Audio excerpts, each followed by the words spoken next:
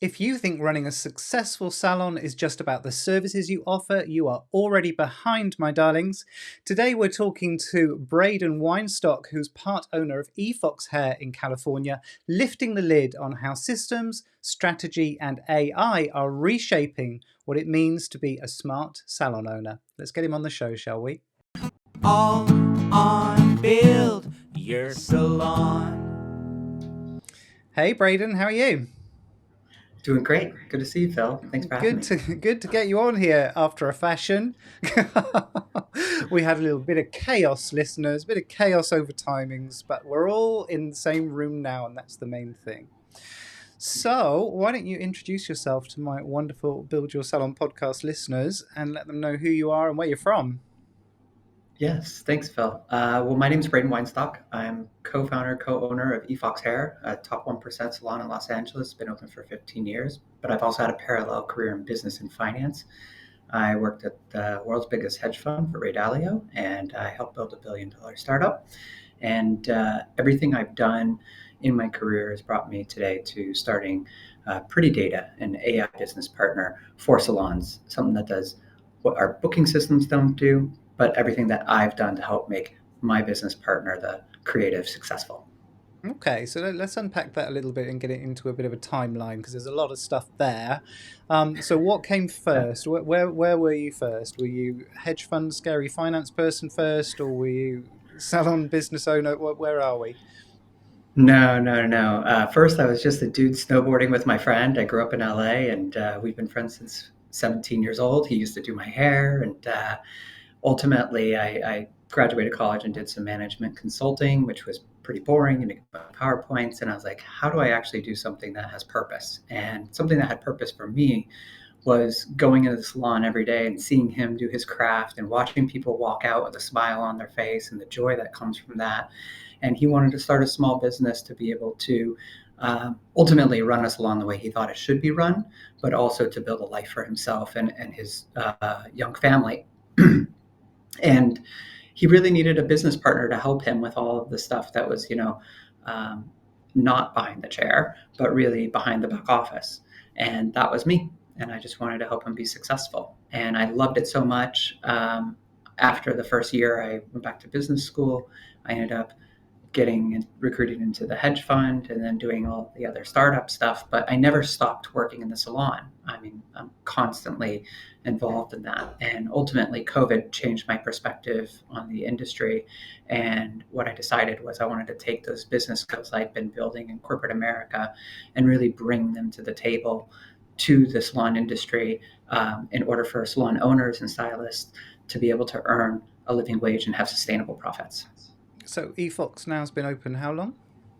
15 years. 15 years. Wow, well done. Yeah. And then you mentioned how COVID had kind of shifted perspectives for you. How so? What difference did that make? Well, I think for all of us in the beauty services industry, it's not just hair. Obviously, it's hair, nails, makeup, massage, anything that is really a service and beauty experience. We couldn't make money. We got shut down randomly. We didn't know when we were going to open. When we did open, we couldn't service the number of clients we wanted to. Our systems weren't up to date to be able to handle the kinds of difficulties, everything from email communications to bookings appropriately. And then on top of it, when we were closed, I saw a lot of people leaving the industry. And, if you can't work, you can't make money.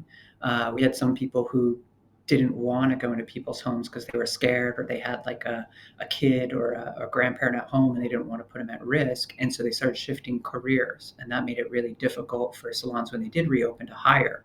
And ultimately, if you don't have people working and they can't service enough clients, and you are trying to make sure you make payroll, that is ultimately like a death wish. Or not a death wish, but it's a nail in the coffin. And so many salons were closing down that friends were calling me, asking me for my operational expertise on how they can keep their business alive. And I just kept handling all these calls and seeing all these pains, and I realized something's broken here. And this is an industry that affects millions of people, and they should be able to have a way to run these businesses better the way we had found a successful formula. And that's what inspired me to try to focus my attention in that direction.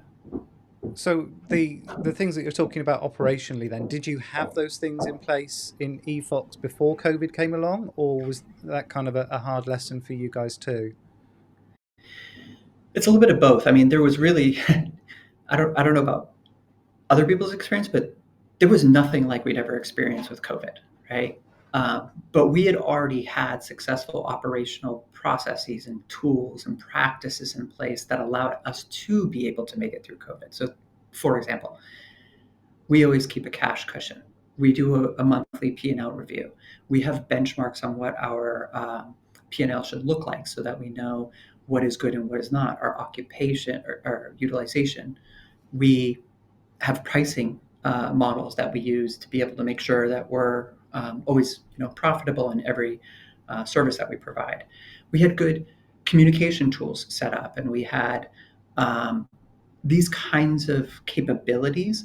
There was no playbook for figuring out like when the governor was going to let us do services, but because we had these other things in place, we could focus our attention to communicating effectively to our client base. We were familiar with how to use our booking system in order to be able to give the cushion or be able to book mornings for elderly people when they wanted to come in and have a private session that they felt safe with. And because we had those types of things, we were able to respond quickly. We were able to generate revenue. We were able to retain our stylists. And as a result, we were able to stay alive.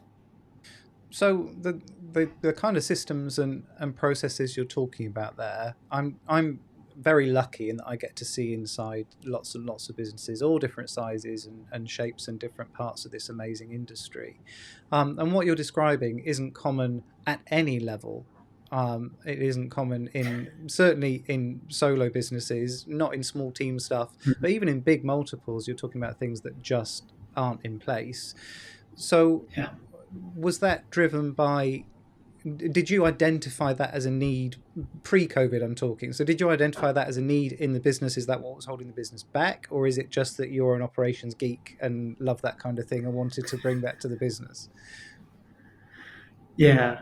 I think I think it's a combination of both. So pre-COVID, um, look, I had two goals. I wanted to be able to help somebody that I love, who I saw as an amazing artist, be able to run a successful business where he could focus on his craft and deliver a great client service, and ultimately be able to support a family. Like truly at my heart, that's what it's about, and I think that's what it's about for most artists. The second was selfishly, we just wanted to go on a snowboarding trip every year, man. And so to do that, you had to be able to like take a week off from work. And to do that, you have to recruit great people and you got to be able to guide them to be successful. And you got to be able to, make sure your financials are in a healthy place. And I think my background in management consulting, background in finance, showed and being a generally operational geek showed me that as we were building this company we needed to put those things in place, and so I kept building things. So I'll give you a small example. Pretty quickly, like within the first year, we realized many of our stylists really didn't know how to hit their magic number. They would say, I want to make 50,000. Okay, but what's your average ticket? How many clients are you seeing a day? What does that translate into your revenue based off your commission? And from there, what is one actionable thing you can do every month? Just one, to make that be a little bit better and hit your goal. And so we built like a little template where every month we pulled some numbers, we put them into a Google Doc, and we just said, okay, here are your numbers, and here's one action this month I want you to focus on. I want you to take your rebookings from 30 to 35%, and the only thing you need to do is walk that person to the front and ask them to rebook. And just being able to have something as simple as that to sit down and give guidance to somebody helps them be able to achieve their goals, helps them feel like the salon is there to support them. And that's as little of an operational improvement that you can make that can actually increase revenue, staff retention, and ultimately profitability. And so building those over time. So the I've already mention that I think what you're doing is kind of unique, and I don't really see that enough in salon businesses. But is that because it's not on our radar? Are we saying that salon owners aren't capable of doing those things without a Braden in their back pocket, or is it that we have an unwillingness? Is there a fear around that? Why am I not seeing those kind of things being put in place more? Do you think? It's a great question. Well, first off, I think everybody's fully capable of doing this. You know, when my business partner Eric and I started, he didn't know how to go through QuickBooks and read a P&L. And I'm very proud now that he can go through that just as fast as I can. So there's no question in my mind that whether you're, a creative or business person, you can understand the basics of your numbers. Um, I think there's kind of a few things I've observed. I think there are people who have a natural inclination to this and want to learn it. They just haven't been helped to learn those things so that they can do it. They need that support. They need that guidance. And actually, that's one of the things I love about your podcast is you give so much sound advice, practical, tactical things for people to run a healthy business, and that education enables them. Um, I think the second thing is when you're behind the chair all day and you're focused on that client experience and doing your craft and then dealing with staff and then just trying to get all the bills out, it's just frankly hard to have the time to go home or to carve out a day a week to try to sit and put your time and attention towards these things. And so the times where I see businesses that are, hitting a decade and they're profitable and thriving, or I talk to salon owners over time who have built a successful business, they've figured this out. They've learned how to focus on these parts of the business because they realize if they're always behind the chair, they're working in the business and not on the business, and they'll never have a way out, and they'll never be able to deliver a team that can really thrive. Um, that's my opinion on the topic, and that's actually my passion that brought me to what I'm doing today, which is to help enable those types of things to be possible in salons. I also don't think, to be fair, and in general, I don't think the booking systems are really serving businesses well. I think they do a small part of things, but to be honest, I've never seen a booking system that really truly serves the salon owner in its full capacity. And because of that, I don't think it's easy. If I have to get a quick answer from my booking system, I have to run 3 to 4 reports. They show up as PDFs. I got to go find that number and figure out what to do with it and put in an Excel spreadsheet and then do an analysis on it. If it takes me 20, 30 minutes to do that, the tools aren't serving our needs. I wonder whether there's an argument, though. I'm not going to, throw my love behind salon software companies because I think a lot of them have been letting us down for a really long time. I think there's some moves to make things better out there, but I do wonder whether it's because no one's asking. No one's asking for the software to do these things, so therefore they haven't felt the need or seen the business case for building those functions in. Because if people aren't asking for stuff to be accessible and easy, then why would you push programmers to build out something?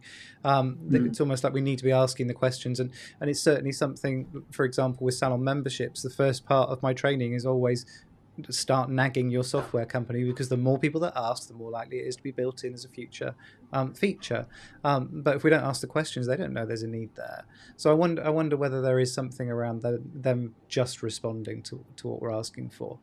Anyway, that's all we can. Let's get a salon software person on here and grill them about that one day. That would be awesome. I'd love to. I mean, they'd need a drink, but the. Yeah. So I guess my next question then is, if we're getting to the stage where EFoxx is doing well, I'm assuming, to be around through COVID and out the other side, 15-year history, we've got to be doing something right. We've got the operations and systems side right. You're going snowboarding and throwing yourself off mountains for a week a year.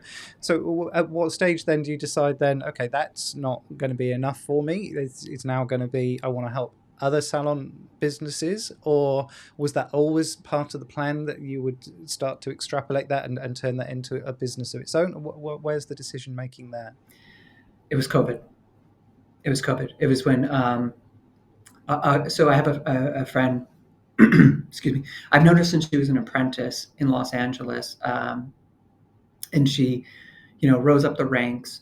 She moved to New York. She was featured in the New York Times as like one of the best wedding um, stylists in New York City. She started her own salon. She was thriving. I mean, she's just like crushing it. And when I was in New York, I was, visiting her for my hair. And every time I went in, she'd ask me to help her with something, right? Whether it's in the booking system, an operation strategy, metrics or financials. And then right before COVID, she had bought a salon in New Jersey, and it was a bigger salon. And COVID hit. It was incredibly painful for her, and she called me asking for some help. And it just broke my heart to see the experience that she was having trying to figure out how to get this thing to work. And granted, COVID was a unique time, but under the hood, what I looked at was most salons aren't earning a healthy profit. I think the average in the industry is around 6%. And in the US, your average stylist earns anywhere from 28 to 36% on average, less than the average American, by and large, about $17 an hour, which is like a McDonald's wage. And it's been flat for over a decade. And so I looked at that and I said, that's not a living wage. And our staff earns more than double that. And then I started looking into the numbers and I saw enrollment at beauty schools is down. Beauty schools are closing. And I started talking to a few more owners and they're like, I can't recruit. I can't keep a profit. I can't pay them more. My costs keep going up. And every time I had this conversation, I kept looking at this problem and I said, well, we're kind of gotten past these problems in our salon. These are solvable problems. But something is broken here. And because I'd had some level of success in my corporate career, and I had this unique ability to translate those things into the salon world, I thought I have a responsibility, I have a purpose in life where I can make this better, you know? And for me, that's the fulfillment of deciding to turn my attention to it. I didn't actually ever intend to do this. In a beautiful world, I would actually be a professor. That I just love teaching people. Like if anything I could do, it'd be to do with something like what you're doing and share wisdom, which is born out of my own pain.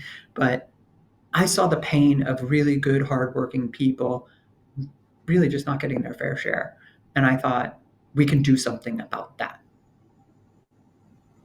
And what does that something look like then? So how is that crystallizing into what you're doing?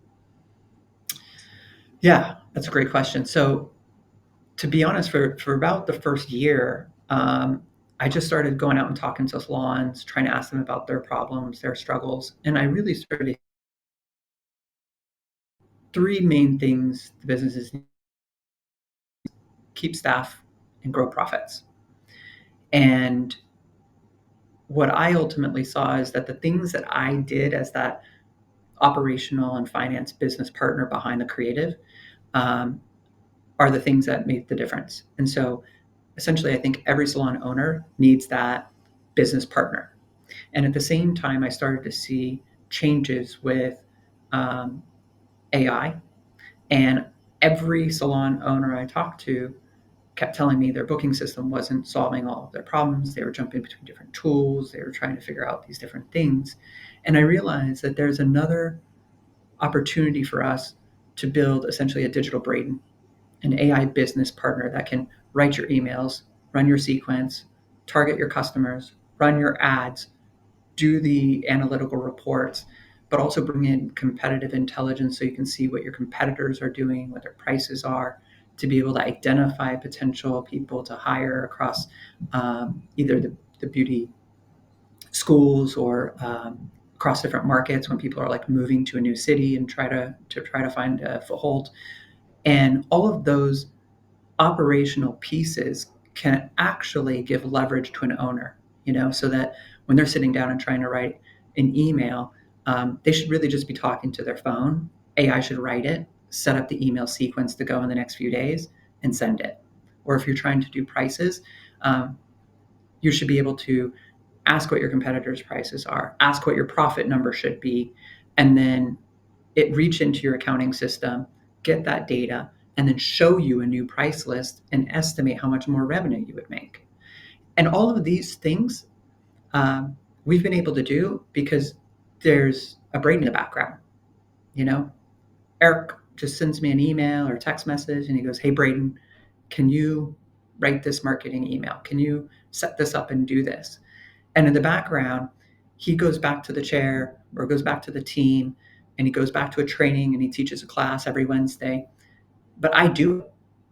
And every salon owner needs a digital version of that. And I think with AI, we can bring that to their fingertips and we can do it in a way where they can not only automate the process, but they can save themselves time and make more money out of it. So how do you see that working for salon owners that already have some resistance around software, AI, and technology? How are we going to get them to the stage where that digital Braden feels like something they want to access and work with? What's the challenge and how are you going to overcome that? Yeah, I mean, it's a great question. I mean, I definitely see this, right? Like technology isn't always easy to use, and it can be scary. That's definitely a real thing. I think so. Look, the company and the venture I'm trying to build is called Pretty Data, and Pretty Data starts with the word pretty because it's just like we want everybody who comes into our nail, beauty, hair, makeup, or spa or barbershop is they want to feel good. It should be easy to use. And I think one of the elements of that is it should have a lot less clicking, and you should be either talking or chatting with essentially an AI tool, and it does work for you. It should make your life feel easier, like you have an assistant. I think that's the first thing. It makes it a lot easier to use. I think the second thing is ultimately we need to recognize that this technology is not going to go anywhere. It's going to be a fundamental part of your life, whether you like it or not.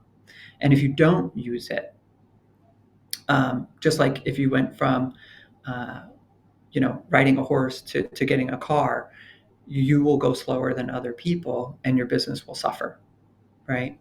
And so I know that doesn't feel good, but it will be a very real practical reality soon.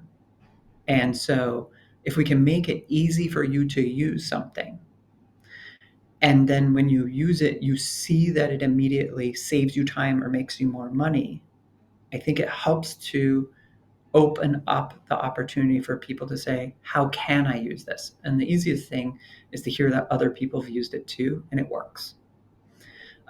There will always be some people who don't feel comfortable with it. And so I think one of the things we're aiming to do is hire people from in the industry to be able to provide support to people, right?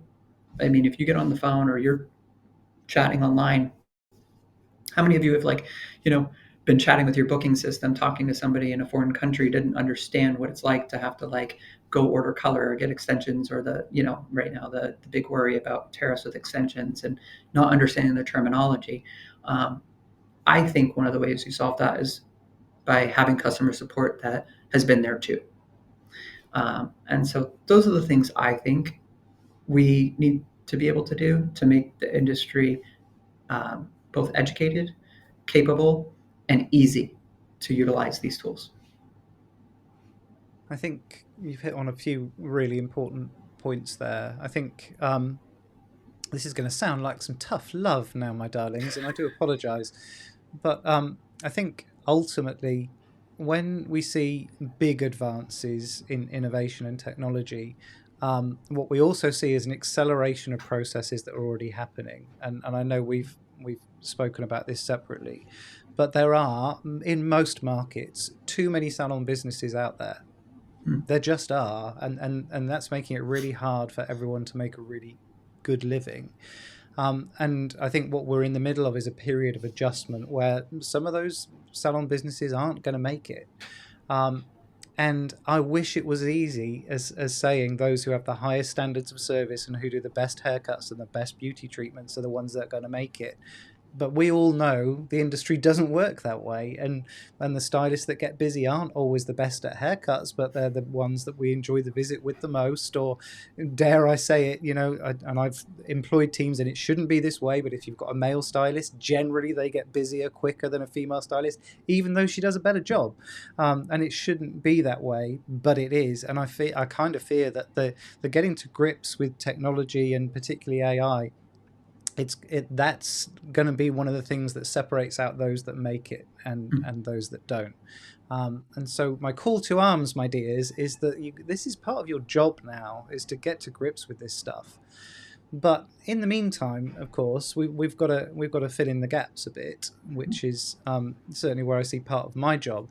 So how should people be bringing technology in and bringing AI into their businesses in the short term until we can all have a Braden in our pockets? Well, if having a Braden in your pocket is interesting, please, go to prettydata.co. You can join the Get Early Access program and talk to me and learn more, and I'll show you. And there's opportunities for you to get on the ground floor of learning how to use it. Well, there are a few things though that we're doing today in our business. The first thing we do is we use ChatGPT regularly. I literally had a session with Eric where we sat down, we did a screen share, we opened up ChatGPT, and we just started doing it together.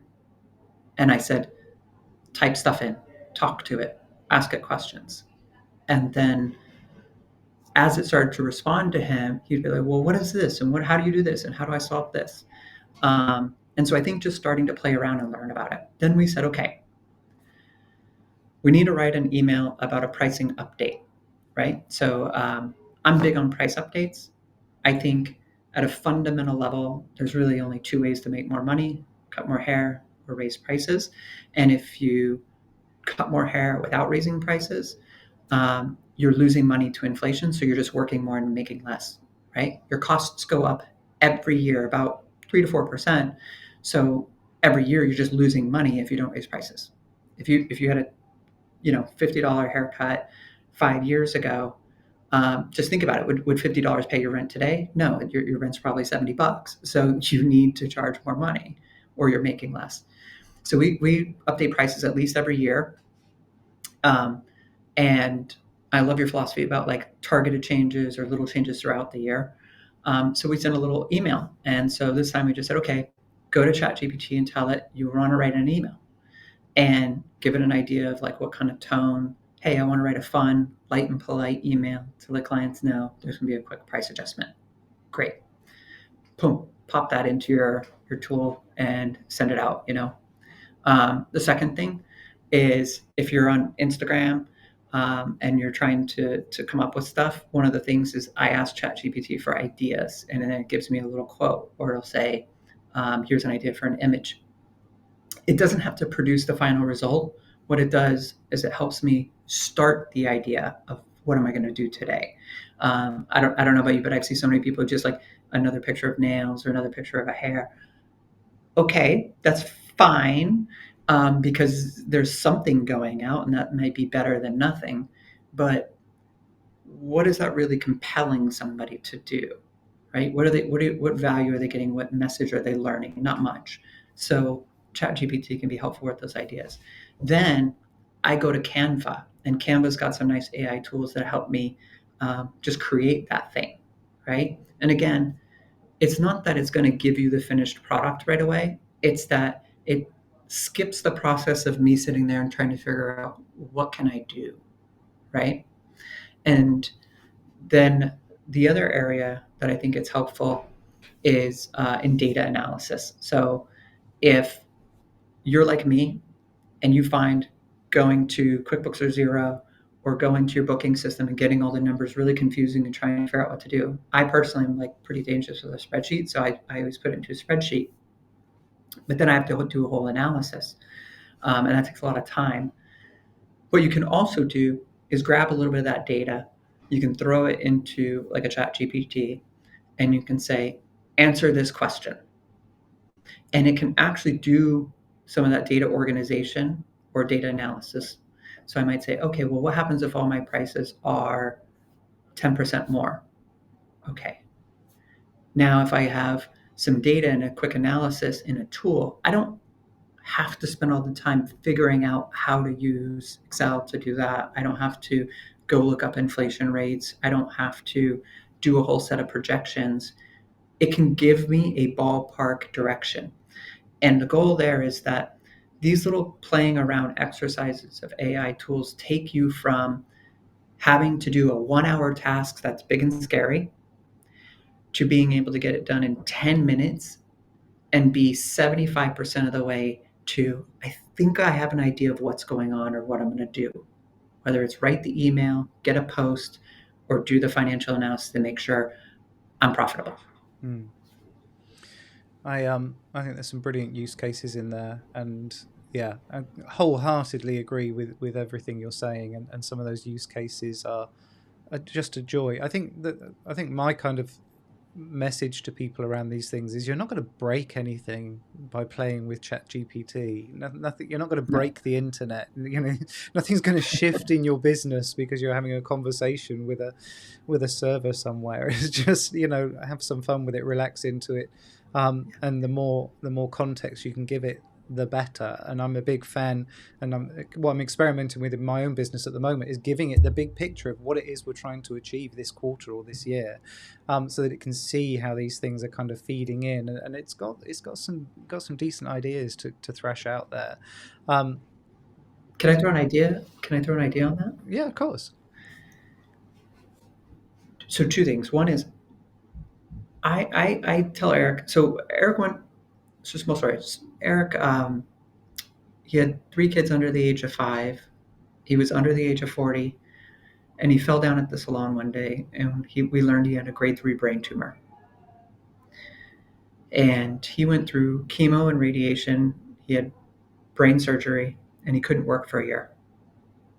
And it was it was one of the most difficult things we've ever had to deal with. And we did the same amount of revenue. We didn't lose any staff, and he didn't work for a year. And it was the first time in 20 years he had not been pretty much working every day. And I think a lot of us feel that way. But he learned for a moment that maybe there's a different way. And prior to this, we had been thinking about opening more salons. And after this, we actually changed tacks and we decided the opposite, which was we didn't want to open more salons. He just wanted to work less. So he works 3 days a week. And one of the things about that is now he's got, a half a day every week where he just sits and does office work, right?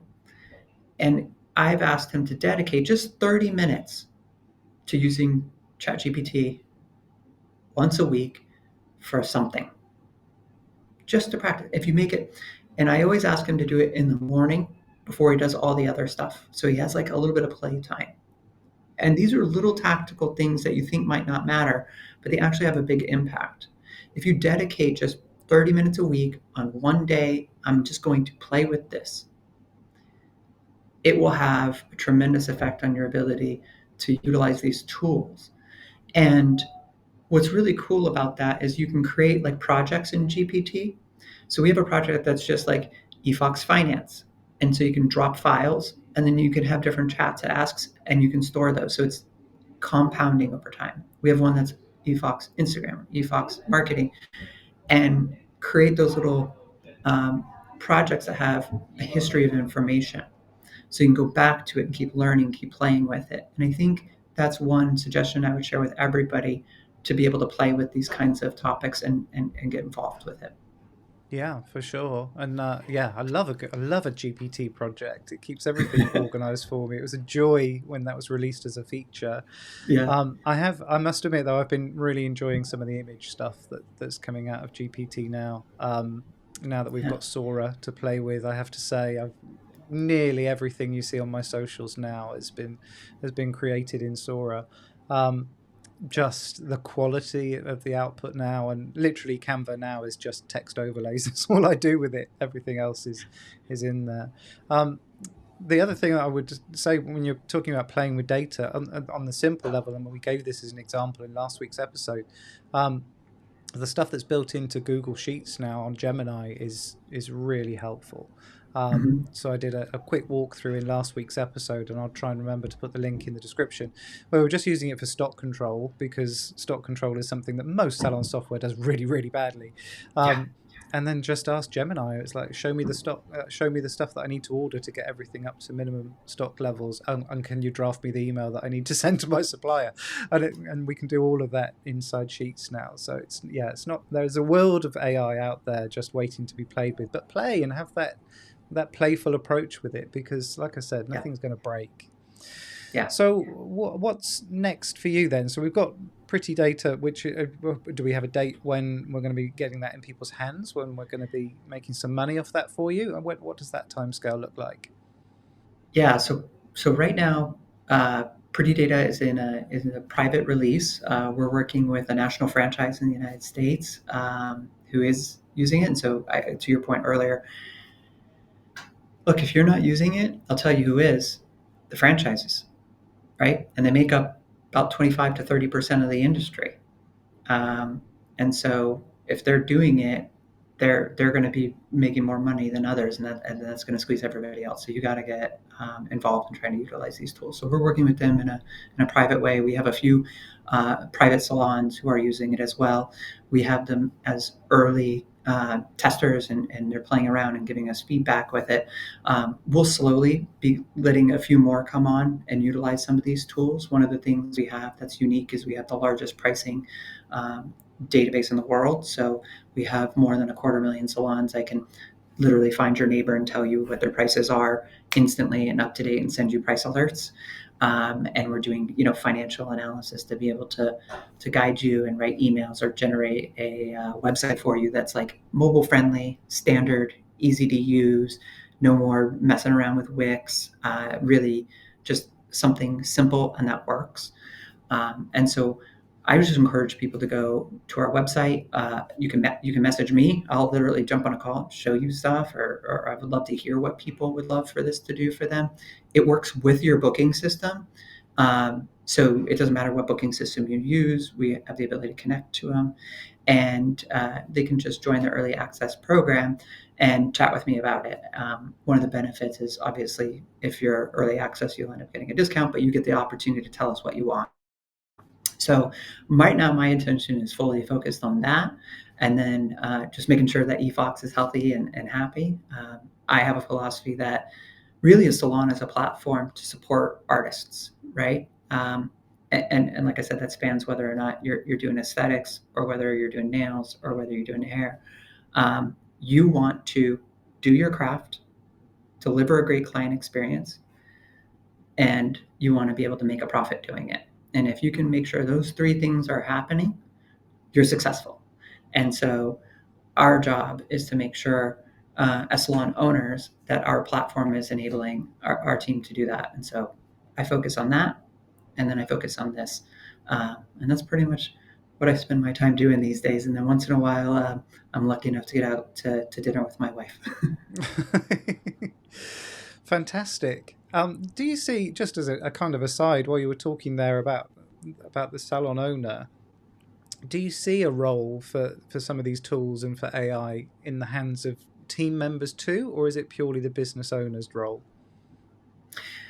Absolutely, for everybody. I mean, so let's take two examples. Um, so let's say you're an owner, and one of the things I do with everyone every year is we do like a review. How much money do you want to make? What's your magic number? What do we got to do to get you there? Well, we can guide a artist on how to reach that number. So, for example, I've seen some. I told you about how we put in place this Google Doc, and we do the performance review every month. But it's not like a grading you thing. It's more about coaching you on how to get your goals met. And so you can imagine getting a report every week that says, you hit your goal, you're over your goal. Here's one thing you can do better, right?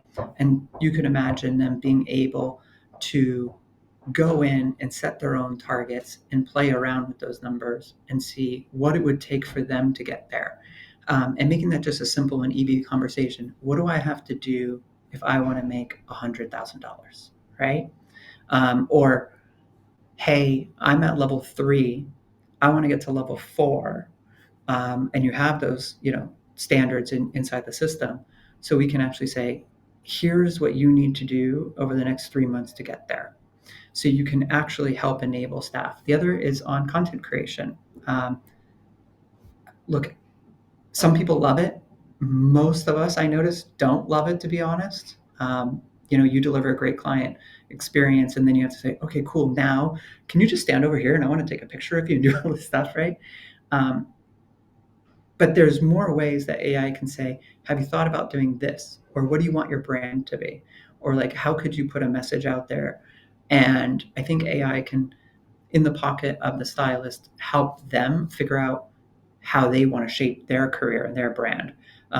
We are not the kind of salon where everybody has to be great at one thing. We let them figure out what their specialty is going to be and then support and enable them to do that. And I think that's true. And nails, for example, I see some people are like, they just crush it with acrylic. Some are like really big on paint. I see makeup artists, some who focus on, different types of skin tones or whatever. And there's almost like a conversational business coach that can help a young artist figure out where they might want to go in their career. And you'll be surprised, right? So we're in LA. We deal with a lot of Hollywood. When people join our salon at a beauty school, a lot of them will say, I want to go do Hollywood, and we'll get them a gig, and they'll go out and they'll work on a set or go do a show. And they come back and they're like, actually, I don't want to do that. You know what I might want to do? I might want to like do a wedding because I can get like a really big gig, do a really fun trip on a weekend, and in the week work like 2 days a week on my standard client base. And so just being able to learn about what your career path is and how you're going to shape that is another way I think artists should be using it. Superb. Okay, so you've mentioned Pretty Data. Give us the give us the web address again so that people can keep in touch with you. Yeah, prettydata.co, C-O. And I'm also on Instagram. My handle is Salon Boss B because I'm Braden. And if you just message me directly, I'll jump on a phone. I'll give advice. No sales. Just I tell you about how we do commissions, how we set up our, reports, how we support people, hiring tactics, things like that. I've been doing just little salon advice for people as well because I love giving back. I think people should ultimately build a collaborative community, and I get something out of it too, right? I get the fulfillment. I get to learn what people are struggling with. Okay, I'm going to finish with our 3 quick fire questions, which actually they're not very quick fire at all because normally I'm intrigued and want to know more. Best piece of advice you've ever received? Run towards the fear. Run towards the fear. Oh my goodness. Who gave you that? It was a good friend of mine. He, I was fine. There was some things I didn't, I struggled early in life. I came from an immigrant family. I didn't get to college till I was 22 years old. Just like many of us, my life wasn't always easy. And I got the advice that I needed to run towards the fear to overcome the things that I was scared of in order to, the dreams I had and the person I wanted to be lived on the other side of the fear. And so run towards it. And if somebody wanted to follow in your footsteps, what advice would you leave behind for them? You are worthy. Believe it. And finally, what's the best thing about working with the salon industry?